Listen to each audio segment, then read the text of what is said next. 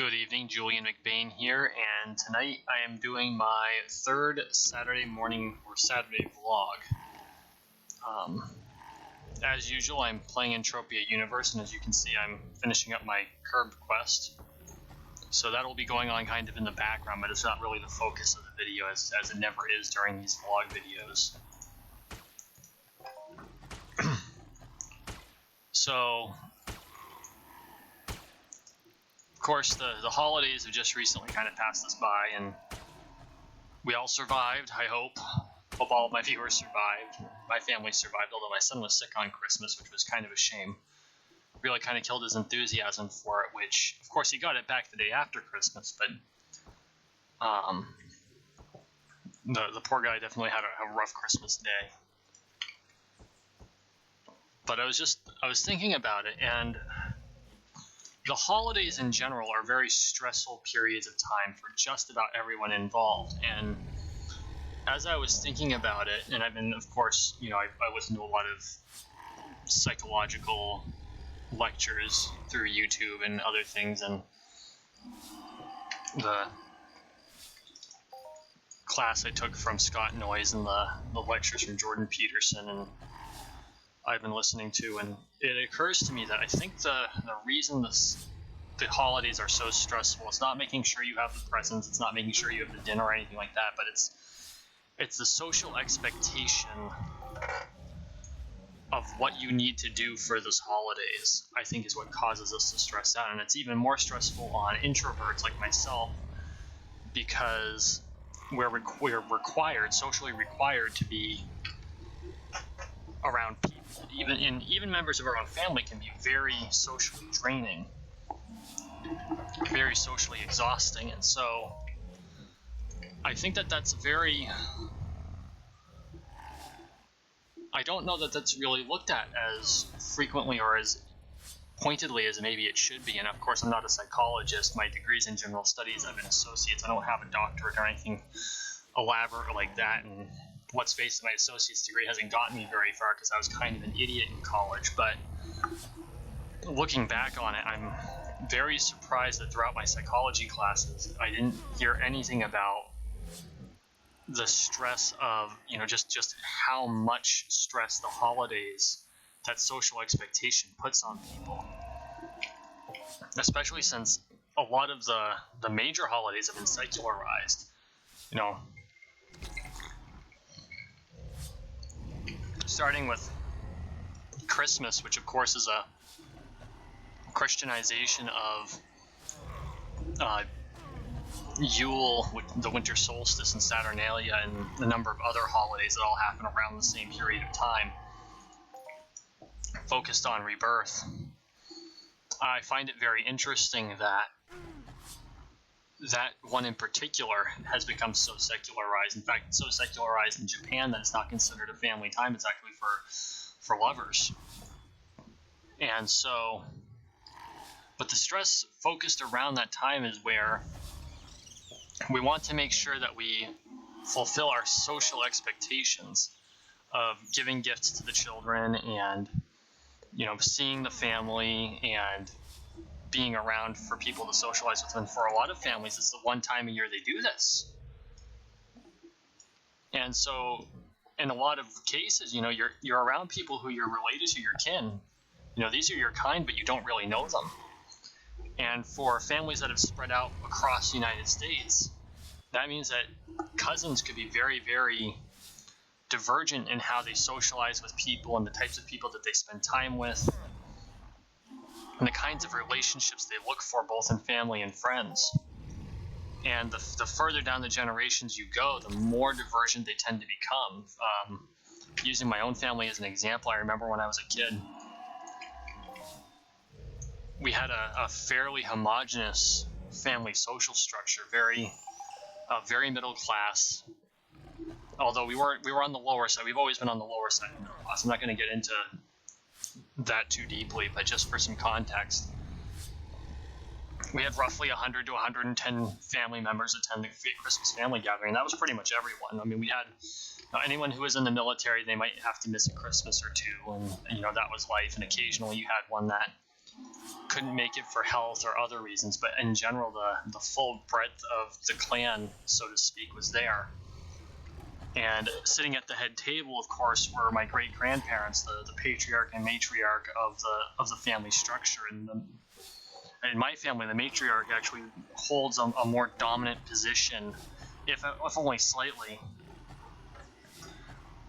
And so having that kind of very,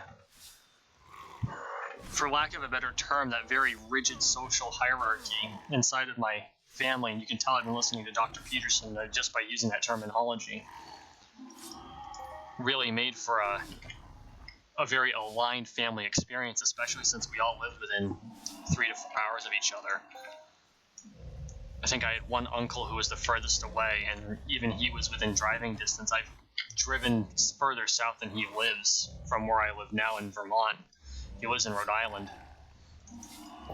And I did it with minimal stops, although part of that's because I-95, well, just driving in Massachusetts is absolutely terrifying.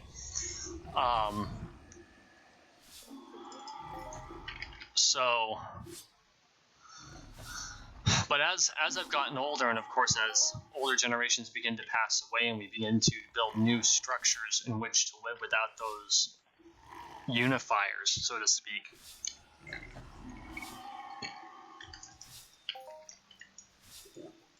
and of course I spent nearly a decade, 2,000 miles from the closest blood relative.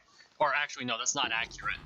I thought I was 2,000 miles from the closest blood relative. As it happened, unrelated to my moving, 2 of my relatives actually moved about 4 hours away from where I was living in North Dakota. But because of the region and the way that the area was operating, this was during the oil boom in North Dakota. Williston, North Dakota may as well have been a totally different planet from Bismarck. You had to carefully plan 4 ways into the city from Williston, and no one from Bismarck who didn't have any business being in Williston wouldn't go there because of how chaotic things were out there. But, being so far from what I thought at the time, I've been waiting for this. Woot! What? Calypso Firearms Association is hosting a Kerberos hunting challenge. Do you accept? Oh my. Yes, I accept. Sorry about that. Bronze. Yay. 60,000. Oh, God. Okay. The focus of this is not Entropia Universe. I'm going to keep going. Where was I? Oh, being so far away from anything close to my traditional support structure really kind of changed the shape and with the way I thought of things. And when I ended up moving back, I noticed that the way I thought and the way I dealt with things, especially with hardship or stress, was significantly different than a lot of the rest of my family. Because what had happened was I had to live in a different way. Living in North Dakota, even in the city, is far more dangerous from the elements point of view than living in, say, southern New Hampshire or even central Vermont. Central Vermont being more naturally dangerous than southern New Hampshire because there's a lot more things out here in nature that will kill you. If you're caught out in the cold in the mountains, it's just as deadly as if you're caught out in the plains. The only difference is that you're less likely to die because there's more shelter. But there's also a lot more animals. And believe me, there's nothing more deadly than a hungry bear. But it's not so bad that the wind will be the thing that kills you here. So I guess it's, 6 of one, half dozen of the other. But just that difference is very noticeable. It's not that I feel disconnected from my family. I'm really glad to be back, and I feel more reconnected to them than ever. But just the differences in thinking and how that 7 years or 8 years I spent out there really changed the way that my mind handles things was very poignant in my first year back. And I've been back about probably 18 months now, or thereabouts. And so just thinking about those things and the differences in how I handle holiday stress, because I spent 3 years in particular where the holidays were really a non-event for me. And now, of course, you go back to those social I'm back with my family, so the social expectations come back, and remembering how to handle those social expectations, and then seeing my son, who like most of the rest of my immediate family, is sharply introverted and keeps a small circle of friends. Handle those required social involvements has been kind of enlightening to me.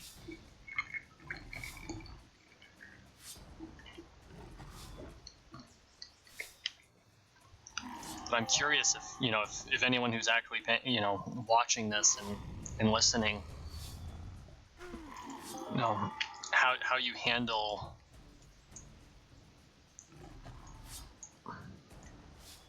how do you handle the social expectations of your friends and family around the holidays, whether it's Christmas or Saturnalia or Yule or Hanukkah or Kwanzaa. I don't know that Ramadan happens around this time for the Muslim community. I'm not as familiar with Islam as I am, as I should be, honestly, and which is kind of sad because I do have a copy of the Quran, although I believe it's being stored at the moment, something that eventually will need to be corrected. Not that I'm Muslim, but I feel that it's important for me to understand all of these different belief systems and structures so that I can more accurately speak to them. In fact, one thing that took me by surprise when I first ran into it, and this is something that was almost, I don't want to use the term alien to me because the idea actually made a lot of sense to me in a lot of ways. And I'm not going to get too deep into religion because it kind of breaches my protocols, and I try to avoid politics unless it directly affects the video game community. And along with that, I try to avoid religion, but this just kind of taps in upon this, needing to get a better understanding of things, is that from what I understand, most if not all forms of Islam reject any form of unearned income. So like you can't earn interest on a bank account, and I don't know that you're allowed to earn dividends on, say, stock ownership. And I would have to ask a Muslim about that, but that was very interesting to me when I was in banking, because I had no clue. And it's a very interesting piece of their moral structure that I would like to learn more about, and so that's why I need to bring that book in, my copy of the Quran into the house so I can read it.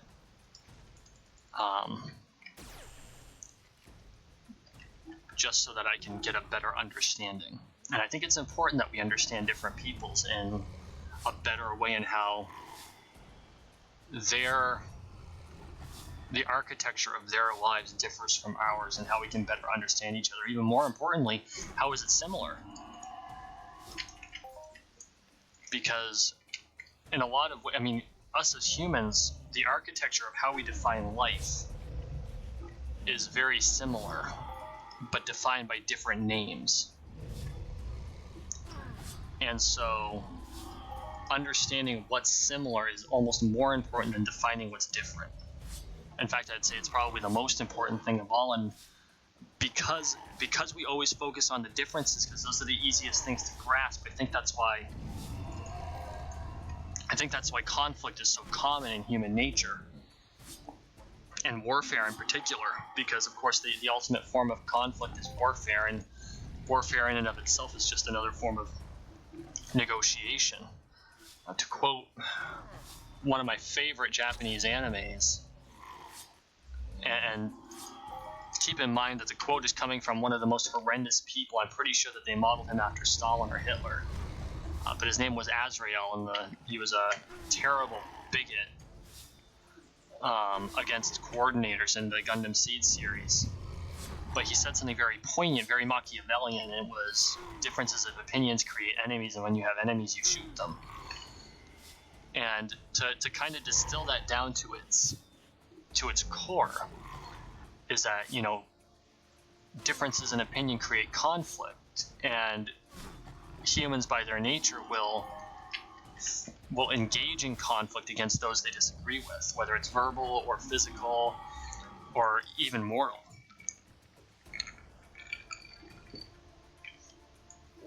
And so it creates this very interesting dynamic where we as human beings have to handle how we put up with these things that conflict with the architectures we built around, these hierarchies that we build around ourselves. And I don't know And I mean, it's obvious that we haven't come so far as that we can always handle it appropriately at the time that it's presented to us, and sometimes we never can. And some of these things that we run into, we run into a culture that is so significantly different from ours that we don't know that we can reconcile it in our minds. And I think this is especially, we find this especially in the uncontacted peoples, like in Brazil. There are a number of uncontacted or minimally contacted tribes that live very different lives from us. And I think that if it were possible for us to study the way that those tribes live, I think we could learn more about ourselves. But to do so in a non-invasive manner is very, very difficult. And to invade ourselves into their lives could be catastrophic to that lifestyle. And of course, that has to be avoided at all costs.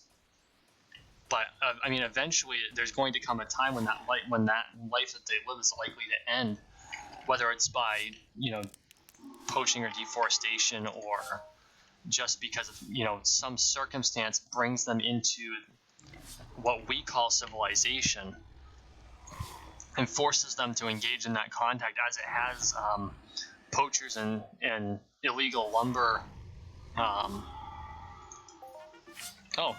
Global. Illegal wood cutting in the Amazon have often forced you, because these and I have nothing against the lumber industry. Good forestry management is critical to ensuring things like wildfires don't happen, and this is part of the reason that California has such a problem. And my old man was a lumberjack for years, and or a logger, we call them here in Vermont. But responsible logging is critical to good forestry management. But at the same time, when taken to its extreme, like anything else, it can be devastating, and that's why we have so much lost rainforest. And there have been indigenous peoples of Brazil that were previously uncontacted that contacted the authorities of the nation, because these illegal loggers, these illegal lumberjacks, would go in and actually harm people so that they could take the trees down. And that's a problem. But because it also shattered the very way of life of these previously uncontacted tribes. And although it allowed us an opportunity to kind of study their culture, their unique culture, at the same time it also destroyed many aspects of that unique culture, which is tragic. And it's no different than the massacres that happened in the United States and in Canada when the First Nations and the indigenous peoples, First Nations is the Canadian term, and in America we either call them Native Americans or American Indians, depending on which tribe and their preferences. As an example, I know that most of your coastal tribes, especially in the East, tend to prefer the terminology of Native American, but all of the Midwestern tribes that I've met, which is the Lakota on Standing Rock and Pine Ridge and Cheyenne River, and then the Turtle Mountain Chippewa, and the three affiliated tribes, because these are the seven tribes. It's 5 or 6, I think it's the 5 tribes of North Dakota, and I could be wrong about that, and I apologize to my friends and acquaintances out there if I incorrectly stated that, but I think it's the 5 tribes of North Dakota. They prefer the terminology of American Indian. And just the devastation that the indigenous peoples of North America ran into, some of the peoples of South America haven't even run into yet, are just newly running into this problem now.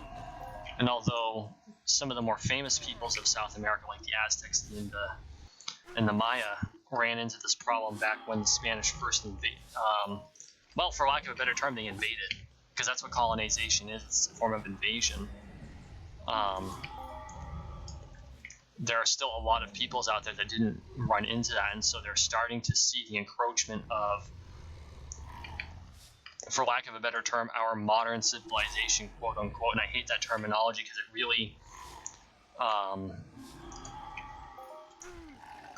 it really belittles the existing cultures of these peoples inappropriately, but I don't have a better terminology for it.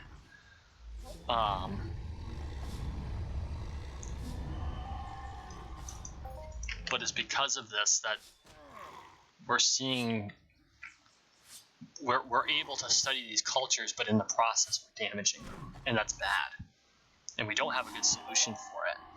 And the only solution we have is to completely disengage from them, which in the one sense preserves them, but in another sense, if something catastrophic happens, there's nothing we can do about it. And maybe that's for the best, and I don't know what the answer to that is. I'm sure cultural anthropologists have a better answer than I do for it, because I'm not smart enough to have that answer. And I believe myself to be fairly intelligent, but this is something beyond my scope of capability. But it comes down to, what can we learn about our own social structures and our own tribalist behaviors in what we feel is a futuristic or a modern, quote unquote, social structure. Because especially here in the United States, and I'm seeing it more in the news in Europe, we have become more and more tribal over the course of the last 10 years or so. And it's causing us a lot of problems, causing a lot of conflict, and I'm interested to see what will happen. And it takes me back to those days when the family structure was more rigid and families stayed closer together because they supported each other, and that's broken down.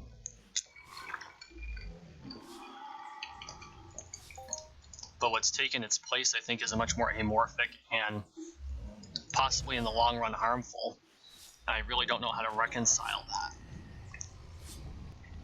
And I guess it leads back to the subject of my last vlog, in which I came to the epiphany that life is a series of traumas. And one of the ways that I think humans cope with trauma is that we band into groups, right? So we band into these tribes of people who experience the same traumas or have like-minded thoughts. And in doing so, we build an architecture around ourselves based upon those experiences. And because of that, we're able to survive in a world that is just filled with one trauma after another, and find some joy out of our existence by limiting the amount of trauma that we experience by protecting ourselves with people who have dealt with the same problems we have. So if we miss a sign, one of the other people that we know who have experienced this trauma possibly won't miss it. And so within that tribe that we live in, this kind of neo-tribalism's emerged so that we can survive in the various traumas that we're going to run into throughout our lives. And I think that, honestly, at some point, that's going to cause us some trouble, because we're not willing to adapt to what might be coming. We kind of homogenize ourselves in a way that's harmful as opposed to productive.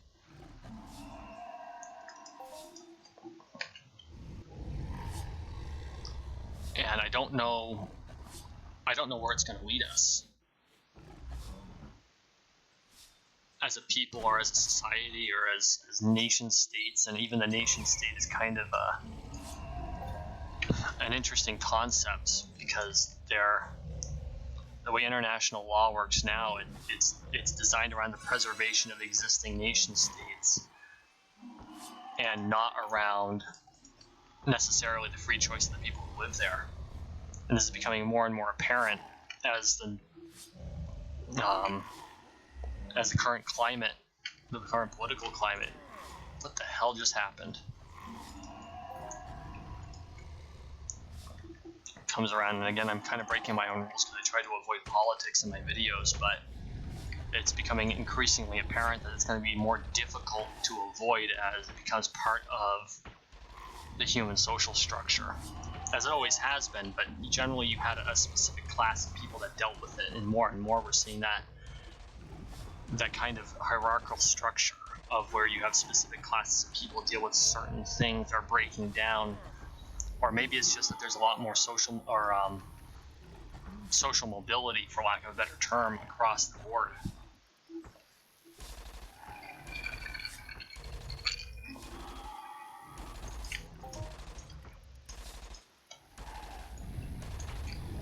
It's complicated, man. I don't know. And I'm talking about this shit and I'm sober. Think about that for a second. What the hell? Where did my cursor go? There it is.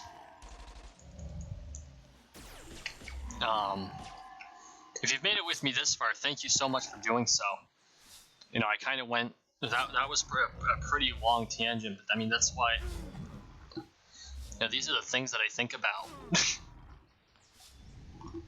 on a daily basis when I'm at work in my, it's not a bad job. I've got a good job. It's not necessarily the most interesting form of work on a daily basis, but it's a good job and it pays the bills, and I've got good coworkers and my boss is awesome, which is more than a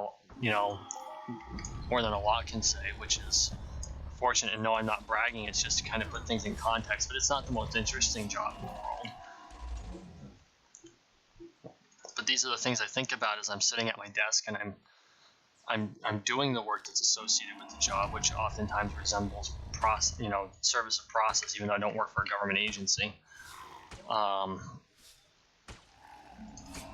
And to be able to kind of work these things out in a way that people can kind of comment in and share with me their thoughts on the matter is really useful. And in fact, I think I'm going to share this particular video to Facebook and tag a couple friends in it who can always give me some good advice, because I'm starting to see that the evolution of, I think that in the millennial generation, I think, is going to be critical to the evolution of human culture. And even more so than the millennials, I think Generation Z is going to be critical to the evolution of human culture and where we're going to be in the next phase of existence. And there's a huge question mark to the direction in which that's going to take. And there are a lot of people who think it's going to go one way, and then a lot of people who think it's going to swing back to the other direction. And I'm starting to see more and more that either result, if it swings in the two directions, whether frankly it's a far left direction or a far right direction, either one would be catastrophic to our history.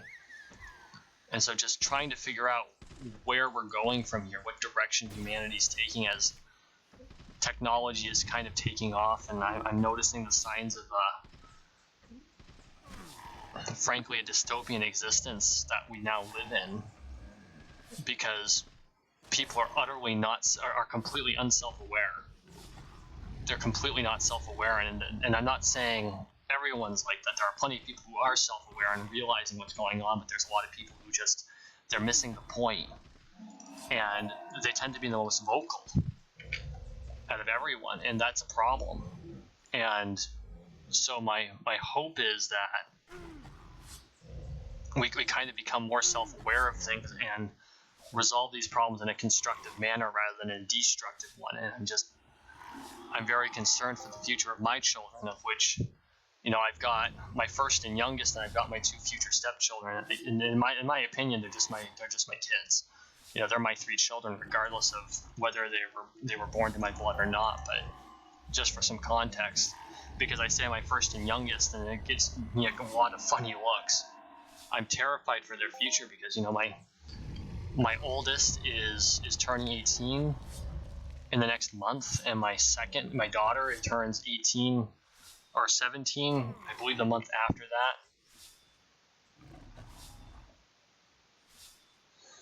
that. And they're going to be facing adulthood, or what we conceive of as adulthood. I mean, let's face it, you're still a kid right up until your mid-20s to early 30s. But society sees us as adults at the age of 18, and so they're going to be facing this in an immediate sense. And then my 11-year-old, my first and youngest, who had a much more complex childhood than the other two, many more adverse childhood experiences, those ACEs that I talked about in my last vlog. He's going to be coming to age here in 7 years, and any issues that we're seeing now in their infancy are going to be fully developed by the time he becomes an adult. And I want to give him, and I want to give all three of my kids the best chance possible, but the two that are older aren't going to necessarily have the hurdles that my youngest is going to have here in 7 years. And so just trying to resolve in my brain what we're going to do to try to reduce those hurdles that my kids are going to face up against. It's in a lot of ways it's frightening, and I guess that's just kind of what I'm trying to work out in this vlog. But I just want to thank you all for kind of following me on this adventure, and there's a likelihood that future vlog posts, my Saturday vlogs, are going to kind of continue along this thread for the foreseeable future, just because to me this is very important and I don't have any other outlet to kind of discuss this. So I want to thank you for sticking with me if you have. Thank you for watching, and thank you for listening. If you're enjoying this, or if you watch my regular videos, thank you so much. I appreciate it. Please make sure you like, share, and subscribe, because it's really important. It helps my channel grow and kind of, gets me into a place where I can continue to do this.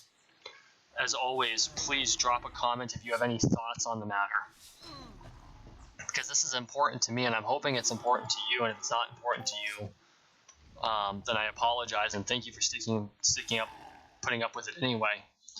If you decide to dislike this, please let me know why, because it's important to me to know why someone might dislike it. I know I jumped into politics in my previous post, and it has a lot of views, but it also has 3 dislikes and no likes. So I would love to know what made it a bad video, if that's the case, because of course I can't improve if I don't know the why. But overall, engage in the discussion. If you dislike something, engage in the debate, because that's the most important thing of all, is that we engage with each other. So, again, thank you so much for spending a piece of your Saturday or whatever day you're watching this with me. I hope you have a wonderful night, and hopefully I give you something to think about. Bye.